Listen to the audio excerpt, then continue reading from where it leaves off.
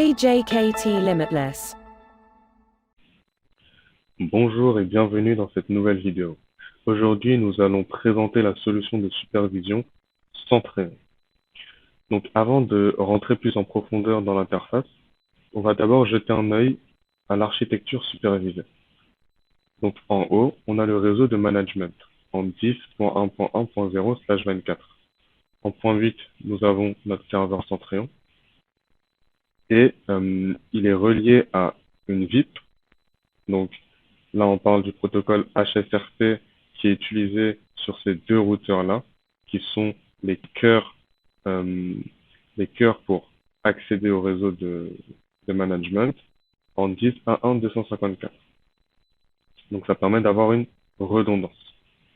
Ensuite, en dessous de ces deux routeurs de cœur, nous avons un réseau d'interconnexion qui ne contient pas de SPOF, c'est-à-dire que tous les liens sont redondés. On peut perdre un lien, on réussira toujours à aller sur un autre lien.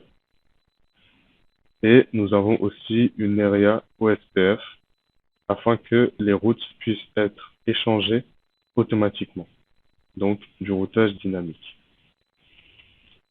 Ensuite, derrière les routeurs, nous avons à chaque fois un switch qui va nous permettre de donner du réseau aux boutiques qui sont représentées par des PC ici, les switches de niveau 3 qui vont aussi faire du routage et qui vont permettre de communiquer avec tout le réseau et surtout le réseau de management ici. Donc on a également activé le SNMP sur les routeurs et les switches afin de remonter des informations au niveau du trafic, du CPU et d'autres informations pour le Centréon. Donc si vous voulez jeter un coup d'œil à la configuration, la voici. Vous pourrez mettre pause sur la vidéo. Et maintenant, nous allons passer à l'interface de Centré. Donc le contexte, c'est en fait une marque de vêtements qui est située dans plusieurs pays d'Europe, donc à Rome, à Madrid et à Berlin. Donc ici, on peut voir qu'on supervise les deux routeurs principaux, ainsi que les autres routeurs pour chaque site, et ainsi que les boutiques qui sont implantées par les hosts, ainsi que les switches. Donc si on va dans les Custom Views, on peut voir les vues personnalisées avec des informations précises. Donc ici, on a le trafic WAN, c'est-à-dire entre Paris et le management. Donc en fait, on a les données sur le trafic dans le réseau de management pour les deux routeurs. Donc ici pour le routeur 1 et ici pour le routeur 2, ainsi que des informations sur les heures de paquet. Ensuite, on a aussi des informations sur le trafic dans le MAN. Donc le MAN, c'est-à-dire pour chaque ville. Donc ici, on monitore le trafic qui entre ici. On monitore le trafic qui entre ici et ici. Donc, c'est représenté par ces trois graphes ici. Berlin, Madrid et Rome. Ici, on peut voir un pic au niveau du trafic.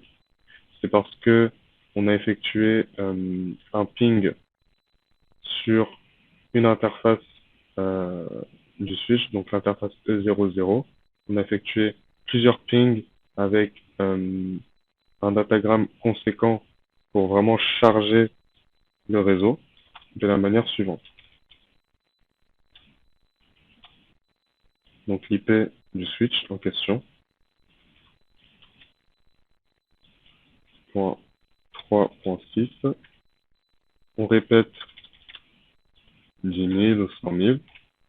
On met un datagramme à 1000 par exemple. On peut mettre plus, mais c'est largement suffisant. On laisse le timeout par défaut.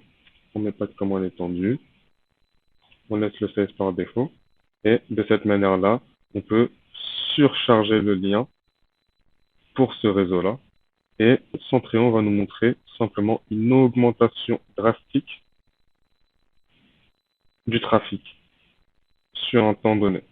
Et ensuite, évidemment, une fois qu'on arrête le ping, le trafic revient à la normale. Et ici, c'est le cas où on n'a pas effectué de surcharge sur les paquets et donc le trafic est relativement stable. Donc si on veut rentrer dans les paramètres, on peut voir que ça c'est pour les 3 dernières heures. On peut aussi afficher pour les dernières 24 heures. Donc voilà, pour les dernières 24 heures, on a quelque chose comme ça. Donc ici c'était là où le trafic était stable et là, gros pic parce que j'ai surchargé le lien. Peut-être même un peu trop. Donc on revient ici, on laisse 3 heures. Ici on laisse 3 heures secondes. Voilà. Donc là, vous pouvez voir directement, dès que j'ai effectué les pings, augmentation du trafic. Vous voyez, ROM, j'ai pingé le switch ici, j'ai surchargé le réseau ici, sur cette interface, et on a pu voir une surcharge dans Centrion. Ce n'était pas assez pour causer un warning, mais visuellement, on voit déjà qu'il y a quelque chose qui cloche. Donc voilà la valeur ajoutée que peut apporter Centrion au niveau du monitoring des interfaces, du trafic des interfaces. Ensuite, on a aussi le top 10, donc top 10 de consommation de CPU, top 10 de consommation de mémoire. Évidemment, c'est Centrion qui est en top 1 car c'est lui le serveur, tout simplement. Donc, il a besoin de pas mal d'espace pour enregistrer toutes ces données. Ensuite, on a une vue un peu plus générale sur les hosts, donc les nœuds, les clients, et une vue aussi sur les services. Donc on reviendra sur les services dans quelques instants. Et ici, on a une vue globale de la santé du réseau. Donc ici, c'est directement des statistiques sur les hosts, donc le nombre d'hosts qui est up, donc actif, le nombre d'hosts qui est down, donc inactif, avec un graphe sur les pourcentages et les chiffres qui sont affichés ici. À droite, on a le même graphe, mais spécifique au service. Donc, on peut voir que dans notre réseau, nous avons 94% des services qui sont opérationnels, avec 1% en critical et 4% unknown, mais 94%, c'est un très bon pourcentage. Ensuite, on va voir un peu la configuration des services. Donc, si je vais dans Service by Host, là, on va rentrer un peu plus en détail sur comment ont été configurés les services. Donc, on peut voir que pour chaque routeur ou chaque switch, on a les informations sur le CPU, l'environnement. Donc, l'environnement, ça concerne tout ce qui est ventilateur, température. Ici, ça va pas trop nous concerner car on est dans un environnement d'émulation. Donc, il n'y a pas vraiment de température qui est mesurée. Ce qui va nous intéresser, c'est plus le ping et le memory et le CPU. Voilà. Sur certains switches, on a aussi le monitoring des erreurs de paquets et surtout du trafic. C'est ce qui va nous intéresser le plus. Donc, par exemple, si je clique sur le service monitoré, on peut directement l'appliquer à certains switches, à un groupe de switches, étant donné qu'il est monitoré sur la même interface. Donc, à chaque fois, on monitore l'interface E00. Donc, Madrid E00, Espagne E00. Pour montrer que, en fait, c'est le trafic qui va du MAN, donc tout ce site, jusqu'au WAN, ici. Donc MAN à l'intérieur d'une même ville et WAN entre, du coup, différents pays. Donc on monitor sur l'interface 00. On a les thresholds de warning critical et voilà pour la configuration du monitoring du service du trafic. Donc, admettons qu'on veuille faire tomber un nœud. Par exemple, ce nœud-là, bon, je vais pas le stopper, on va juste jeter son interface E00. Normalement, tout le réseau devrait être routé sur le routeur 2. Donc non, c'est pas le routeur 1 qu'on veut, c'est pas Italie, c'est Paris. Donc on va aller sur Paris. On va monitorer le deuxième switch également, juste histoire de voir les logs. On va faire un show standby pour voir lequel est actif, lequel est inactif. Ok, donc c'est le routeur 2 qui est actif. Si je fais un show standby brief, voilà, on a une meilleure visibilité. Celui qui est actif. Donc lui, logiquement, il devrait être inactif.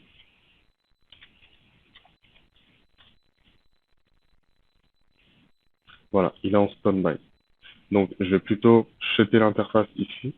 On va effectuer un ping d'une boutique jusqu'au réseau de management. Donc ici, on a la boutique. Ensuite, qui va effectuer un ping infini sur le réseau de management. Donc ping 10.1.1.8-P pour qu'il le fasse à l'infini. Ensuite, on va ouvrir le routeur Paris principal. On va jeter son interface E00.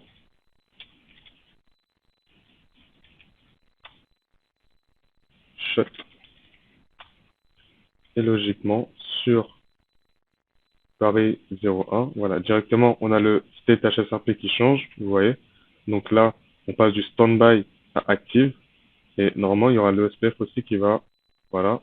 Donc on a le SPF qui a été renégocié. Donc j'ai mis des timers très très courts. Et on peut voir que sur le PC, on a perdu quelques pings. Donc je fais un CTRL-C ici. On peut voir que sur le PC, on a perdu quelques pings. Ouais, destination host unreachable. Et que en moins de 1 seconde, on a récupéré le réseau parce que ce routeur-là est passé en actif. On peut le voir ici. Et normalement, étant donné qu'on a perdu cette interface-là, on va recevoir un mail parce que j'ai en fait configuré aussi les alertes par mail dans Centréon. Donc incessamment sous peu, nous recevrons un mail disant que le routeur est tombé.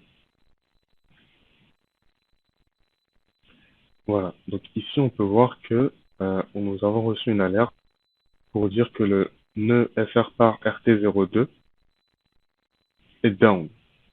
Donc on l'a reçu relativement rapidement.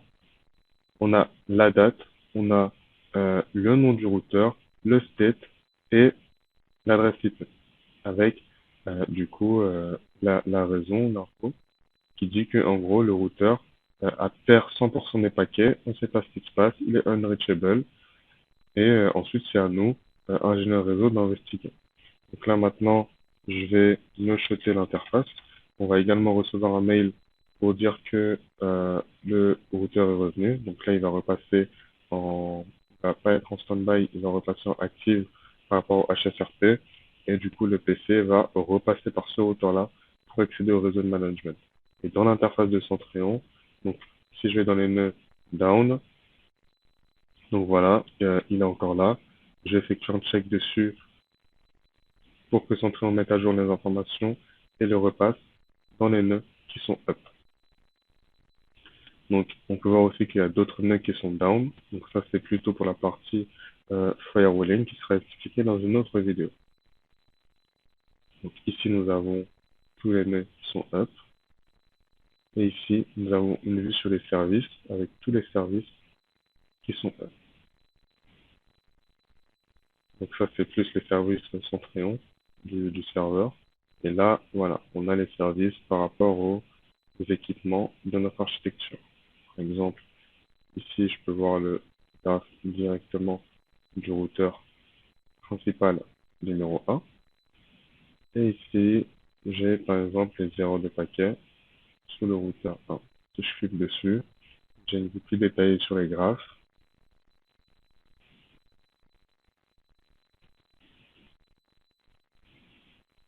Donc ici, on a nos graphes.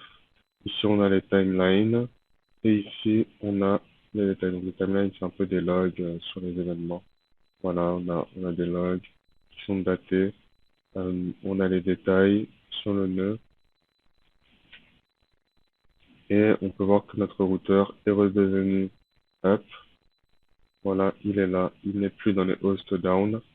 Et normalement, nous avons également reçu un mail pour dire qu'il est revenu. Voilà, donc le mail va arriver dans quelques secondes. Donc, voilà, c'était tout pour la présentation de Centréon. En tout cas, pour la partie supervision, qui à retenir, c'est qu'on peut voir le trafic selon des interfaces précises avec le monitoring des erreurs. On a aussi un trafic ciblé sur le MAN, donc nos différents sites en Espagne, en Allemagne et en Italie.